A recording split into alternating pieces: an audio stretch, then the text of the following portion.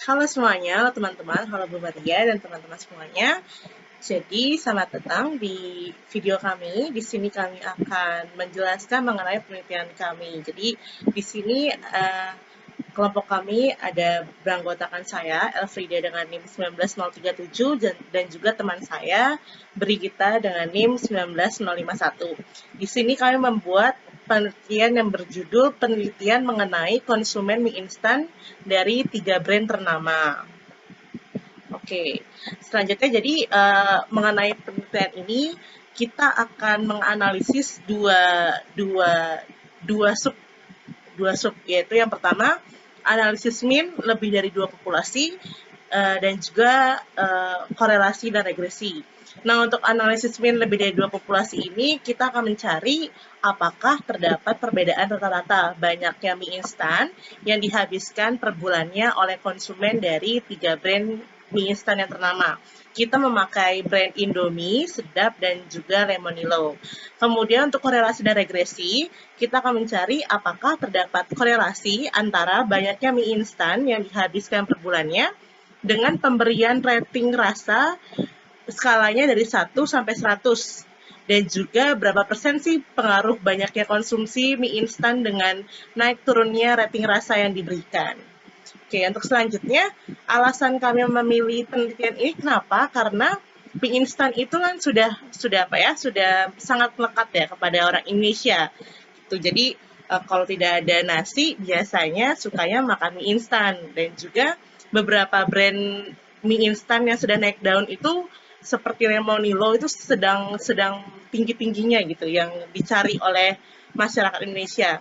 Lalu kami berdua termotivasi untuk melakukan penelitian brand mie manakah yang jadi favorit dari masyarakat Indonesia ini dan berapa banyak sih bungkus mie yang biasanya dikonsumsi per bulannya oleh konsumen seperti itu. Lalu selanjutnya populasi yang kami ambil itu adalah warga negara Indonesia yang menyukai atau mengkonsumsi mie instan karena kita membutuhkan data dari mereka yang suka makan mie instan seperti itu. Lalu untuk sampelnya ini adalah masyarakat yang ada di sekitar peneliti. Lebih khususnya adalah masyarakat yang uh, berada pada lingkup media sosial dari peneliti, yaitu saya, Elfrida, dan juga Brigita Jessica. Seperti itu. Jadi selanjutnya saya akan membahas mengenai penyebaran instrumen yang kami gunakan. Nah, penyebaran instrumen kami yang pertama itu adalah kami menyiapkan pertanyaannya terlebih dahulu. Jadi pertanyaan yang kami inputkan itu adalah yang pertama menyebutkan nama dari responden, yang kedua memilih brand mie yang paling mereka suka dari 3 pilihan yang kami berikan. Jadi pilihan pertama adalah Indomie, pilihan kedua adalah Sedap, dan pilihan ketiga adalah Lemonilo. Kemudian pertanyaan yang ketiga itu menyebutkan berapa banyak bungkus mie instan yang dihabiskan setiap bulannya, seperti itu. Nah, khusus bagi mereka, bagi responden yang memilih brand kesukaannya adalah Indomie, maka akan lanjut ke next session, yaitu sectionnya adalah tingkat rasa dari Indomie tersebut. Menurut mereka, dari skala 1 sampai dengan 100. Jadi, sekitar terdapat 4 pertanyaan yang kami berikan. 4 pertanyaan ini apabila respondennya mengisi bahwa brand kesukaannya adalah Indomie, dan hanya 3 pertanyaan bagi mereka yang mengisi selain Indomie, yaitu Sedap atau Lemonino. Yang kedua, kami membuat Google Form, dan yang ketiga, kami menyebarkan Google Form tersebut melalui WhatsApp Group, atau WhatsApp Story, Instagram, dan juga Twitter. Sehingga responden yang kami miliki adalah teman-teman terdekat, tetapi dekat dalam media sosial, seperti itu. Dan yang keempat, kami menganalisis data tersebut. Selanjutnya, proses analisis yang kami gunakan adalah uji normalitas yang pertama, kemudian uji homogenitas, dan yang ketiga adalah uji ANOVA. Untuk analisis yang kedua, kami menggunakan korelasi, yaitu mencari korelasi antara banyaknya mie instan merek Indomie yang dihabiskan per bulannya dengan skala rasa yang diberikan. Kemudian untuk regresi, kami mencari nilai duga dari Y dan determinasinya. Media analisis yang kami gunakan itu kami menggunakan 2, yaitu Excel dan SPSS. Di sini bukan berbeda, tapi kami hanya make sure gitu. Kalau misalnya menggunakan Excel, apakah hasilnya sama seperti SPSS? Jadi lebih jelas. Sekian dari kami, terima kasih. Dan selanjutnya kami akan mendemonstrasikan bagaimana cara kami menganalisis data yang kami peroleh. Oke, sekarang kita akan mencari uji normalitas, kemudian selanjutnya mencari uji variansi, dan yang terakhir mencari uji min 2 atau lebih variabel. Nah, di sini pertama kita uji normalitas dulu menggunakan Kolmogorov-Smirnov. Pertama, siapkan dulu datanya, data respondennya. Di sini kami memperoleh 65 data responden yang kami peroleh hasil persebaran Google Form kami. Kemudian kita masukkan atau kita copy dulu ininya, datanya. Ini sudah kami kelompokkan data-datanya. Yang pertama Indomie, Sedap, dan Lemonilo. Kita buka SPSS-nya. Kita masukkan langsung ke sini, kita seperti ini. Lalu kita edit variabelnya, ini ya, misalkan ini adalah A, ini B, ini C. Untuk desimalnya kita nolkan saja semuanya. Kita nolkan, terus untuk label namanya, satu itu adalah Indomie, dua adalah Sedap, dan terakhir adalah Lemonilo. Nah, kalau sudah seperti ini, kita balik ke tab Data View. Lalu kita klik Analyze. Kemudian kita Non-Parametric Test. Terus Legacy Dialogs. Kemudian kita pilih yang satu sampel KS. Satu sampel KS itu adalah Kolmogorov-Smirnov. Seperti itu. Nah, ini ketiga variabelnya kita masukkan ke tes variabel tes, karena kita akan menguji ketiga-tiganya, ketiga populasi yang kita punya. Terus kita pencet exact, di sini kita klik Monte Carlo, karena di sini kita memakai 95% tingkat kepercayaan dan juga 65 sampel, jumlah sampel yang kita miliki, maka itu seperti ini, kemudian continue. Dan ini tes distribution-nya kita centangnya normal. Terus kita oke. Setelah itu keluar untuk tabel Kolmogorov-Smirnov-nya. Di sini kita lihat nilai signifikannya. Jadi untuk HA dari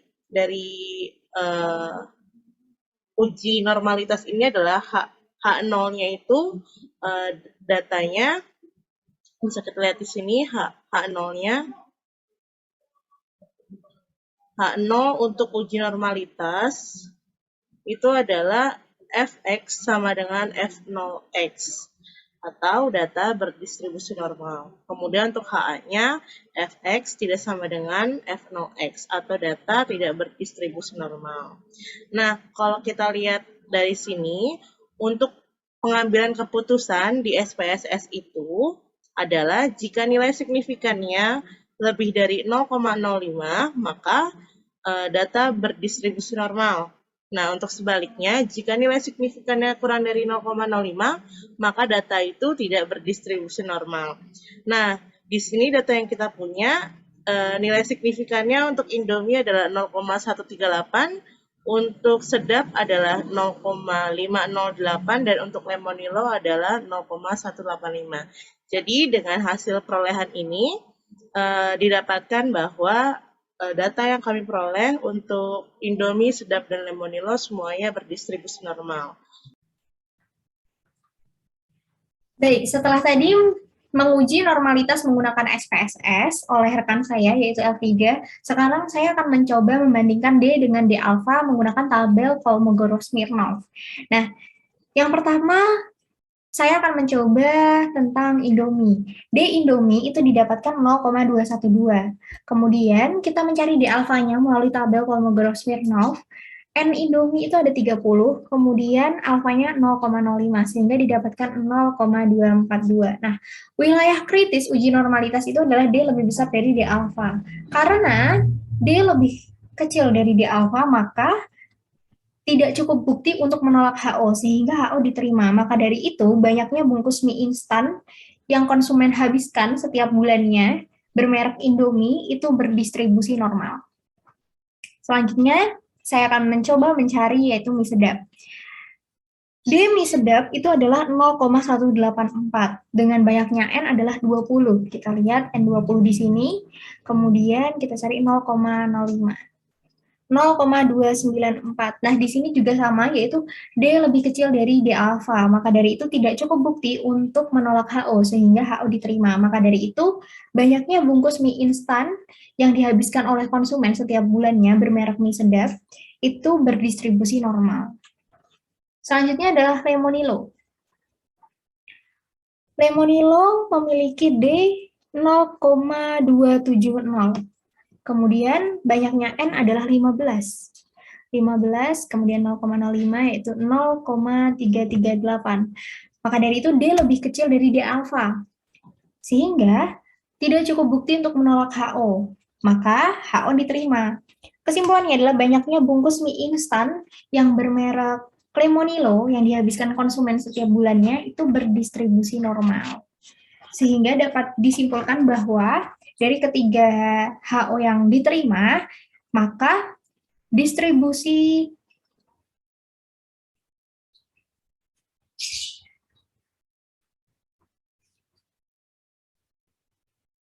jadi data yang kita miliki adalah berdistribusi normal. Terima kasih. Selanjutnya kita akan menguji homogenitas dengan H0-nya adalah data bervariasi sama dan HA-nya data tidak bervariasi sama. Untuk mengecek homogenitas, kita kelompokkan. Di sini kita kelompokkan. Jadi di sini Indomie kami buat bernilai 1 atau dinomorkan 1, kemudian sedap itu nomor 2 dan Lemonilo adalah nomor 3. Jadi kita urutkan ke bawah sampai nomor 3 paling akhir. Lalu ini datanya kita copy.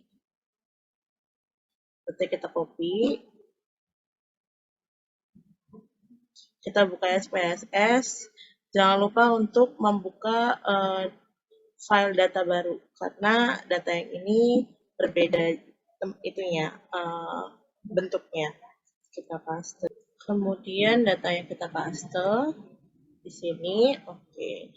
Lalu kita edit di sini A, ini B, desimalnya kita nolkan aja. Lalu ini labelnya adalah bungkus, meja bungkus. Lalu bawahnya itu adalah brand mie instan. Nah, di sini values-nya untuk yang B, karena yang variabel B itu adalah variabel yang kelompok kita, jadi harus dikasih labelsnya. Jadi 1 itu adalah untuk Indomie, kode untuk Indomie, kita add, 2 itu adalah kode untuk sedap, kita add, dan 3 itu adalah untuk Lemonilo. Kita add, oke. Kemudian kita pindah ke tab data view. Udah rapi di sini. Untuk uji homogenitas, kita bisa klik analyze, kemudian compare means, kemudian pilih one way ANOVA. Selanjutnya masukkan banyaknya bungkus ke dependent list, dan untuk brand mie instan masukin ke faktor. Nah, ini adalah alasan kenapa kita kelompokkan. Kemudian untuk post hoc-nya ini nggak usah karena kita cuman mau mencari uji homogenitas. Lalu untuk option-nya ini statistiknya diklik yang homogeneity of variance test. Kemudian continue. Lalu kita klik OK. Nah, di sini sudah terlihat hasilnya. Hasil dari tabelnya. perhitungan kita. Nah, di dalam SPSS ini, pengambilan keputusan untuk home test atau uji homogenitas ini adalah jika nilai signifikan dari yang kita peroleh itu lebih dari 0,05, maka data yang kita peroleh bervariansi sama. Nah, sebaliknya, jika nilai signifikan yang kita peroleh itu kurang dari 0,05, maka data yang kita peroleh bervariansi tidak sama. Nah, kita lihatnya itu nilai signifikannya itu yang di ujung sini, ujung kanan atas. Nah, karena nilai signifikan ini lebih kecil dari 0,05 yaitu 0,005, maka data yang kami peroleh dari responden itu tidak bervariansi sama. Maka dari itu, kami memilih untuk tidak untuk melakukan uji Kruskal-Wallis untuk uji min dua variabel, dua atau lebih variabel, seperti itu. Baik, selanjutnya saya akan mendemonstrasikan bagaimana cara kami mencari variansinya. Nah, yang pertama kami mengasumsikan kami membuat HOH-nya terlebih dahulu. H0-nya adalah semua variansi sama dan HA-nya adalah terdapat variansi yang berbeda. Nah, di sini kami sudah mendapatkan datanya, melampirkan data bahwa Indomie ada 30, sedap ada 20, dan Lemonilo ada 15. Kami mencari variansi dari masing-masing brand mie tersebut dengan sintaks sama dengan var.s dalam kurung A2 sampai A31 didapatkan hasil sekian, untuk sedap juga sama, dan Lemonilo juga sama. Nah, kemudian kami juga mencari variansi yang dipangkatkan oleh N kurangi 1. Nah, ini F4 hasil dari Indomie tadi, variansi Indomie, kami pangkatkan 29 karena total datanya adalah 30. Dan dikurangi 1, jadinya 29. Untuk sedap, total datanya 20, dikurangi 1, jadi dipangkatkan 19. Kemudian Lemonilo, total datanya ada 15, dikurangi 1, menjadi pangkat 14. Kemudian N-nya ada 65, 20 ditambah 30 ditambah 15, kemudian K-nya ada 3, Indomie, sedap, dan Lemonilo. Sehingga N-K adalah 62. 1 per N K-nya didapatkan 0,016 sekian. Nah, kemudian kami mencari juga S kuadrat pangkat N-1 dipangkatkan lagi terhadap 1 per N-K. Nah, ini kita kalikan ketiganya, F5, G5, H5, kemudian setelah dikali kita pangkatkan dengan F11. F11 itu adalah 1 per N-K, didapatkan hasil 15,411700365. Kemudian kami juga mencari N dikurangi 1, dikalikan dengan variansinya.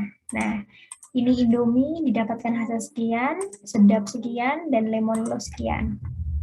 Kemudian kami menghitung sigmanya. Sigmanya ini adalah F13 ditambah G13 ditambah H13.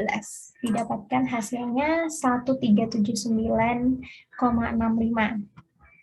Nah, kemudian untuk S kuadrat P-nya, S kuadrat P itu F16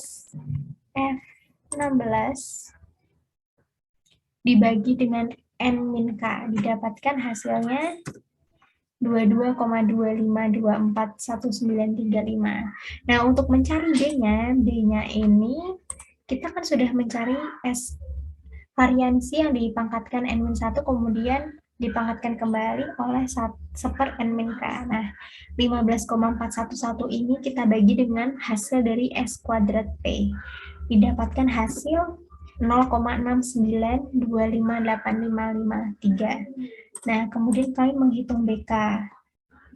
Indomie ini didapatkan 30 kan N dikali dari tabel Bartlett.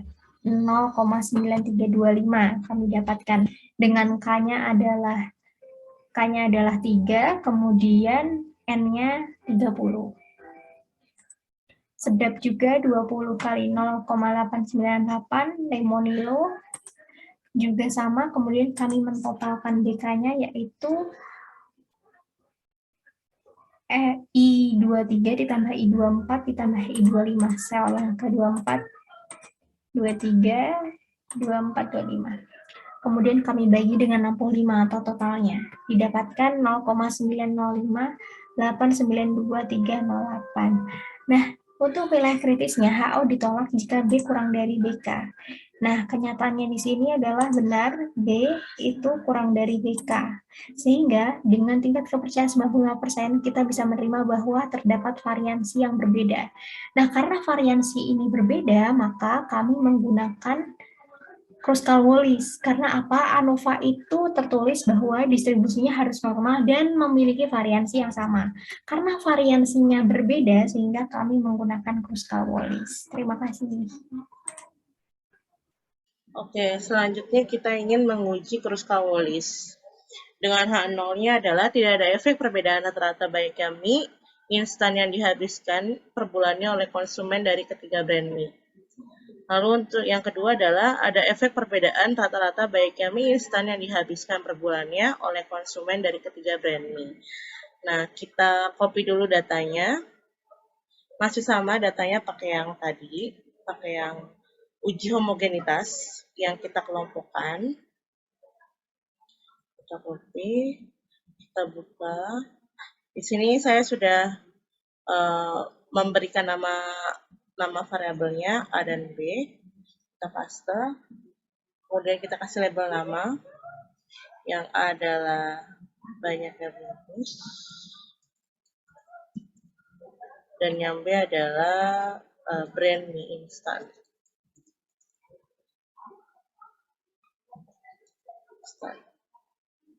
Kita buka tab data view. Kemudian kita pilih, ketika kita mau uji Kruskal-Wallis, pilih Analyze, Non-Parametric Test, Legacy Dialogs, dan terakhir adalah K-Independent Sample. Nah, banyaknya bungkus kita masukkan ke tes variable list, dan untuk brand mie instan kita masuk ke grouping variable. Nah, untuk ini, define range-nya ini 1 sampai 3 karena kita hanya ada 3 variabel. Kita oke. Test type-nya adalah Kruskal-Wallis, kita oke.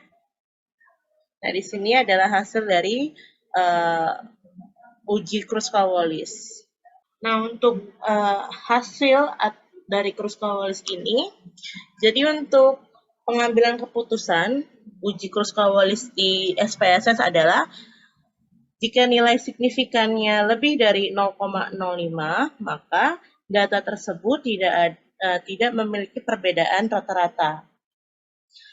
Sebaliknya, jika nilai signifikannya kurang dari 0,05, maka data tersebut memiliki setidaknya satu perbedaan rata-rata. Satu variabel atau populasi yang memiliki rata-rata yang berbeda, seperti itu. Nah, sedangkan untuk nilai signifikan yang kita peroleh di sini adalah 0,598. Jadi, H0 diterima. H0 tadi itu adalah tidak ada efek perbedaan rata-rata banyaknya mie instan yang dihabiskan per bulannya oleh konsumen dari ketiga brand. Seperti itu untuk uji Kruskal-Wallis. Selanjutnya, sebelum kita ke uji korelasi, kita harus menguji linearitas. Dengan H0-nya adalah dua variabel terdapat hubungan linier, dan HA-nya dua variabel tersebut tidak ada hubungan linier. Oke, setelah itu kita akan mengcopy data. Di sini datanya yang kita mau cari tahu hubungan linearnya adalah antara banyaknya bungkus dengan nilai rasa yang diberikan dari konsumen brand Indomie. Di sini khusus untuk brand Indomie saja. Kemudian kita copy datanya, kita masukkan ke SPSS kita, lalu kita buka variabel view, kita edit sebentar. Di sini desimalnya kita hilangin aja, labelnya kita masukkan, banyaknya bungkus, dan ini adalah nilai rasa. Kita buka tab data view, Kemudian untuk menguji linearitas, kita klik analyze, kita pilih analyze, compare means, terus kita pilih means. Nah, untuk dependent list-nya, ini kita masukkan baiknya bungkus. Dan untuk independent-nya, itu adalah nilai rasanya. Nah, kemudian kita pilih options, dan kita centang di kotak statistik for first layer itu adalah test for linearity. Kita continue. Lalu kita oke. Nah, ini sudah tampak tabelnya, hasilnya. Kita melihat di ANOVA table. Nah, di sini pengambilan keputusan untuk uji linearitas di SPSS ini adalah jika nilai deviation from linearity signifikannya itu lebih dari 0,05, maka ada hubungan yang linear secara signifikan antara variabel independen dengan variabel dependent. Dan sebaliknya, jika nilai deviation from linearity signifikan itunya kurang dari 0,05, maka tidak ada hubungan linear antara variabel independen dengan variabel dependent. Nah, bisa kita lihat di sini deviation from linearity untuk nilai signifikannya adalah 0,353. Jadi, H0-nya diterima. Atau dengan kata lain, jika kita lihat lagi, ada hubungan linear antara bungkus mie yang dihabiskan per bulannya dengan nilai rasa. Seperti itu. Selanjutnya kita akan lakukan uji korelasi, yaitu pakai person. Jadi di sini H0-nya adalah tidak ada hubungan antara banyaknya bungkus mie instan yang dihabiskan dengan skala, ini kebalik, mohon maaf. Jadi ini adalah HA-nya, ini adalah H0-nya. Jadi H0-nya adalah ada hubungan antara banyaknya bungkus mie instan yang dihabiskan dengan skala rasa mie instan yang diberikan. Untuk HA-nya tidak ada hubungan antara banyaknya bungkus mie instan yang dihabiskan dengan skala rasa mie instan yang diberikan. Nah, kita pertama ini dulu, copy dulu datanya di sini yang sudah kita kelompokkan antara bungkus dengan rasa. Kalau kita paste, nah di sini kita edit dulu variable view-nya, ini A, ini B, tadi desimalnya kita nolkan, labelnya ini adalah banyaknya bungkus, lalu ini brand mie, bukan nilai rasa. Nah, kita kemudian balik ke tab data view. Untuk uji korelasi, kita klik analyze, kemudian correlate, lalu bivariate. Nah, di sini kita masukkan dua variabelnya ke tab variabel ini, kotak variabel, dua-duanya. Ini untuk correlation coefficient-nya ini kita klik, kita centangnya persen, kemudian test of significance-nya ini to tail, lalu kita centang flag significant correlation. Kemudian kita oke. Nah, di sini sudah keluar hasilnya. Jadi untuk korelasi di SPSS ini, pengambilan keputusannya ada beberapa. Ada tiga cara untuk mengambil keputusan. Yang pertama, berdasarkan nilai signifikan 2 to tail. Jika nilai signifikan to tail-nya itu kurang dari 0,05, maka terdapat korelasi antara variabel yang dihubungkan. Sebaliknya, jika nilai signifikansi to tail-nya lebih dari 0,05, maka tidak terdapat korelasi. Kemudian, kalau berdasarkan R hitungnya, jika nilai R hitungnya itu lebih dari nilai R tabel, maka ada korelasi antar variabel. Sebaliknya, jika nilai R hitungnya kurang dari R tabel, maka artinya tidak ada korelasi antar variabel. Dan yang terakhir, jika ada tanda bintang di SPSS ini, jika ada tanda 1 bintang atau 2 bintang pada nilai percent correlation, maka antara variabel yang dianalisis terjadi korelasi. Sebaliknya, jika tidak terdapat tanda bintang 1 ataupun bintang 2 pada nilai percent correlation, maka antara variabel yang dianalisis tidak terjadi korelasi. Nah, kalau kita analisis hasil dari uji korelasinya ini, kita pertama lihat nilai signifikansinya dulu untuk tutel. Di sini nilai signifikansi baiknya bungkus dengan rasa itu adalah sebesar 0,578. Sama, yang artinya nilai ini lebih besar dari 0,05. Maka dari itu, untuk banyaknya bungkus dengan nilai rasa tidak terjadi atau tidak terdapat korelasi. Lalu cara kedua, kita melihat dari R hitungnya atau percent correlation-nya. Di sini percent correlation-nya itu adalah minus 0,106. Sedangkan untuk R hitungnya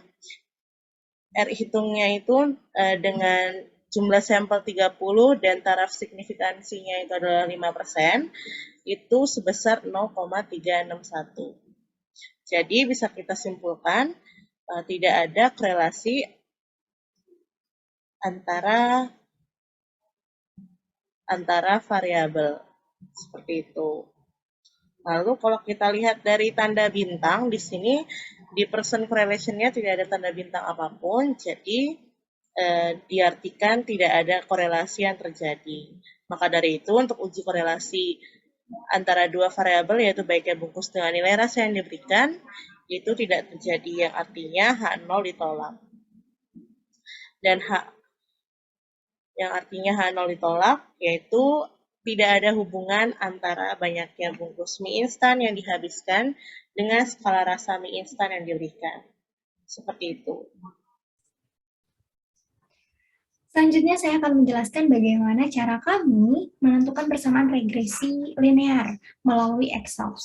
Nah, yang pertama, tentunya kami sudah menyajikan data di Excel, yaitu brand Indomie, bungkus yang dihabiskan per bulannya, dan skala yang diberikan oleh konsumen mie instan Indomie dari 1 sampai 100 mengenai rasa dari mie instan Indomie tersebut. Nah, di sini kita tentukan dulu variabel bebas dan variabel terikat. Variabel bebas adalah X. Nah, variabel bebas di sini adalah bungkusnya, bungkus yang dihabiskan setiap bulan. Kemudian variabel terikatnya adalah Y, yaitu nilai atau skala yang diberikan, skala rasa yang diberikan oleh responden dari 1 hingga 100. Kemudian kami mencari X kuadrat terlebih dahulu, S kuadrat. Nah, di sini kami tinggal masukkan sama dengan F2, kemudian kami kuadratkan, dan kami drag, didapatkan hasil sekian. Kemudian kami juga mencari Y kuadratnya, sama caranya. Setelah itu kami juga mencari XY-nya, yaitu F3 dan seterusnya dikali G3 dan seterusnya. Untuk melengkapi kami juga mencari totalnya, sum dari F, dari variabel X, sum dari variabel Y, kemudian sum dari X kuadrat, sum dari Y kuadrat, dan sum dari XY kuadrat.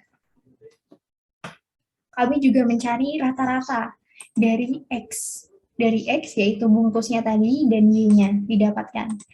Datanya tadi totalnya ada 30, jadi F32 totalnya tadi di sini, itu kami bagi dengan 30. Kemudian juga untuk Y, rata-ratanya G32 yang berada di sini, kami bagi dengan 30. Kemudian kami mencari nilai A dan B-nya. Kami menggunakan rumus untuk A, yaitu Y bar dikurangi B dikali X bar.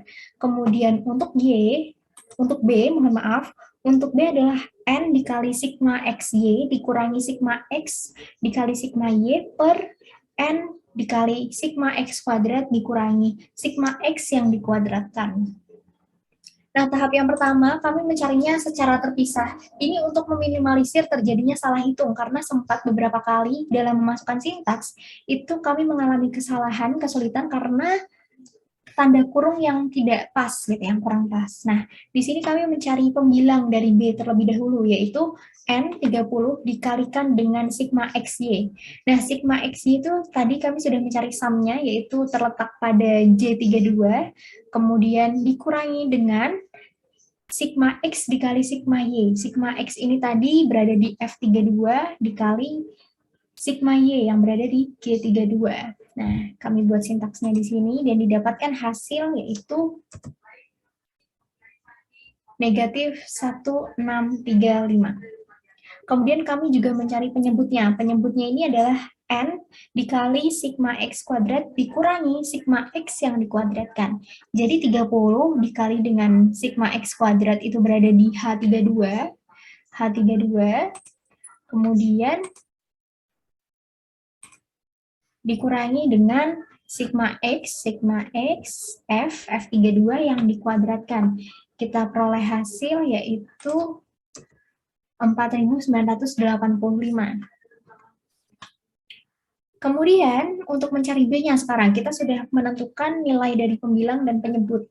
Nah, jadi ini L3 dibagi dengan L4. Kita dapatkan nilai B-nya adalah negatif 0,327983952 yang kita sederhanakan menjadi negatif 0,33. Nah, untuk A-nya itu rumusnya adalah Y bar atau rata-rata Y dikurangi B dikali rata-rata dari X. Nah, kita sudah menemukan gitu nilai dari Y barnya adalah 89,7 dan X barnya adalah 5,1666 sekian. Sehingga kami tinggal memasukkan sintaksnya yaitu K21 Y bar ini dikurangi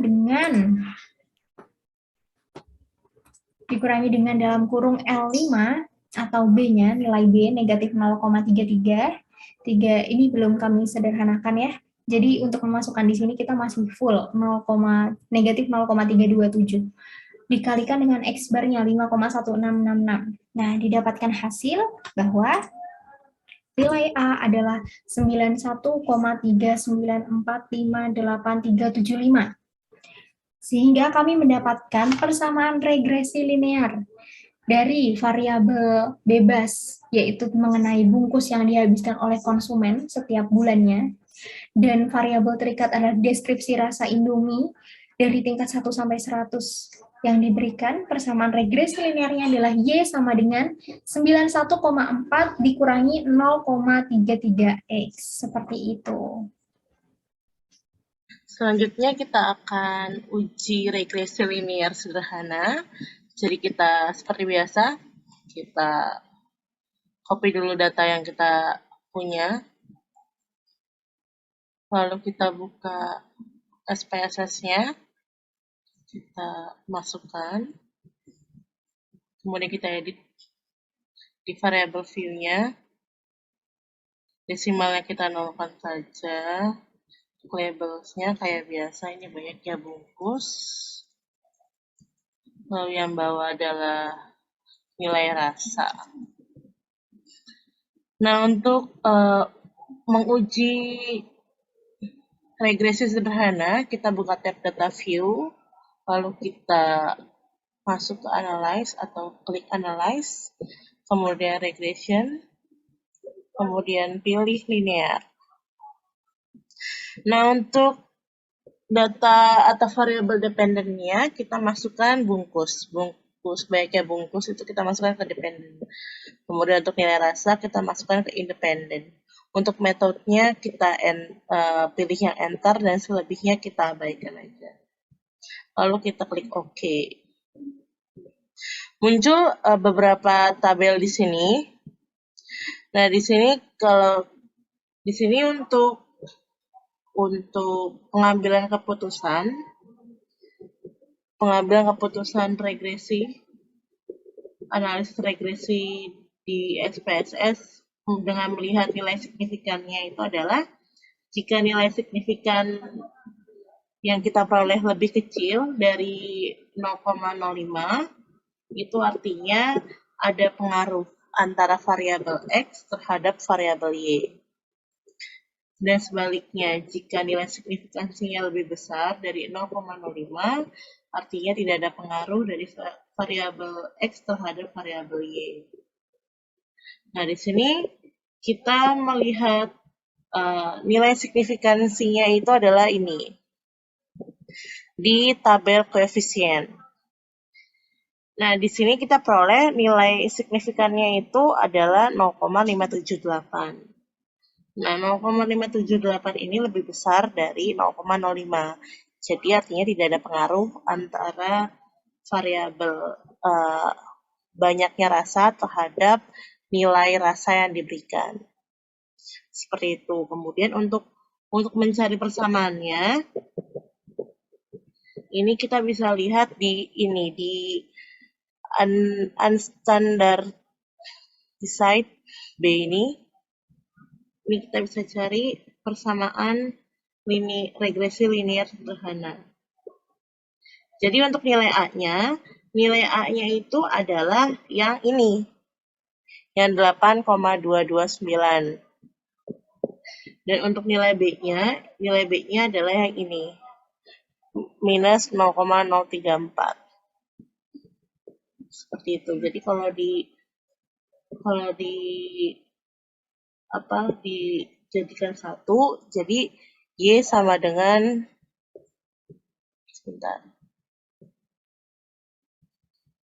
Y sama dengan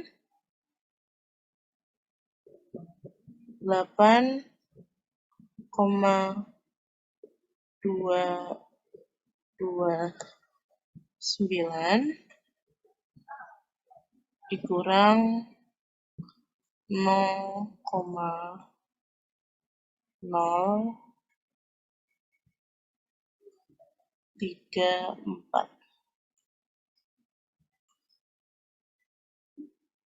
X. Seperti itu. Dan kalau dilihat dari sini, nanti teman-teman akan melihat perbandingan dari pengerjaan kami di Excel. Dan ini sebenarnya tidak berbeda jauh hasil Excel yang kami peroleh. Dan nilai tanda minus di sini itu artinya tanda minus ini berarti ini berpengaruh negatif terhadap variabel Y. Seperti itu. Dan kalau kita mau mencari nilai R-nya atau besarnya pengaruh variabel X terhadap variabel Y, itu ada di tabel model summary, yaitu ini, ada R. Jadi, sumbangan pengaruh variabel X terhadap variabel Y, yang mana X itu adalah banyaknya bungkus terhadap nilai, itu sebesar 0,106. Atau kalau dipersenkan, itu menjadi 10,6 atau 10,6%. Seperti itu. Oke, baik. Terima kasih telah menonton video penjelasan kami terkait hasil penelitian yang kami lakukan. Dan apabila kami ada salah-salah kata, kami mohon maaf. Dan terakhir, have a great day. Terima kasih. Dadah.